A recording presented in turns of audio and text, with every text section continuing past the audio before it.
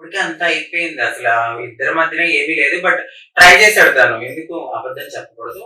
కలవాలని ట్రై చేసాడు. బట్ నా మనసు ఇరిగిపోయింది. కలవాలని ట్రై చేసిన తనే ఆ! మళ్ళీ 2 ఇయర్స్ నేను లేను, నేను లాస్ అయ్యాను. అలా ఏంటి కొన్ని మంత్స్ తర్వాత మళ్ళీ? నేను అదే షాక్ అయిపోయాను. అసలు ఏం లాస్ అయిపోయాడు తను?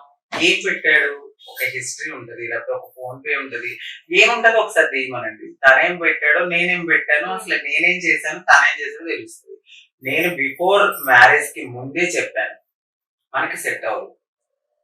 చరిత్రలో ఒక ట్రాన్స్‌తో ఒక అబ్బాయి లైఫ్ లాంగ్ ఉన్నట్టు పబ్లిక్‌లో ఎక్కడా ఉండదు.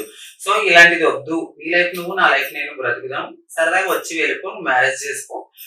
ఎందుకంటే నీ ఫ్యామిలీకి పిల్లలు అనేది చాలా ఇంపార్టెంట్. అది నాకు అవ్వదు కాబట్టి నువ్వు హ్యాపీగా ఉండని నేను చెప్పాను దానికి. లేదు నువ్వే నా ప్రాణం, నువ్వే నా సర్వస్వం. తనే చేసి ఇంతవరకు అయితే తీసుకొచ్చాడు. నేను ఏ రోజు పబ్లిక్ లో పెడతానని గాని, తనని నాకు డబ్బులు కావాలని గాని, నువ్వు నాకు రోజు సంపాదించి ఇవ్వాలని గాని నేను ఏ రోజు అన్నా. కష్టమో సుఖమో ఏదైనా గాని అది నా బ్రతుకు తెరువు కోసం నేనే కష్టపడతాను. నా ఫ్యామిలీ కోసం నేనే చూసుకుంటాను. నువ్వు నా ఫ్యామిలీకి ఎక్కడా ఏం పెట్టలేదు.